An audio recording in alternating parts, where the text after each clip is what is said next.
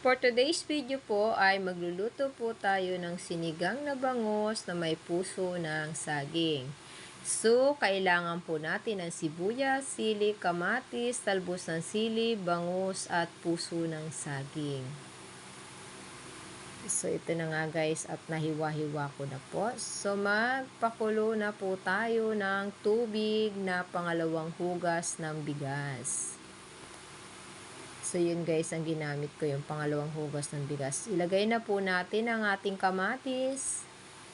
Isunod na rin po natin ang ating sibuyas at ang bangus.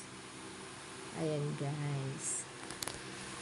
Masarap to guys. Nakapagsubok na rin ba kayong lumuto ng ganito? So, yan guys. At since na kumukulo na nga po ang ating bangus, ilagay na natin ang puso ng saging. Ayan guys, masarap to guys. Ayan guys, sa mga hindi pa po nakapag-subscribe, please subscribe, like, and share. So ayan po, nilagay na rin natin ang ating sili at ang dahon ng sili. At lagyan na rin po natin ng pang-asim. Ganun na rin po ang ating salt na pandagdag alat. Tikman na po natin kasi mabilis lang po ito't luto na. Thanks for watching. Bye!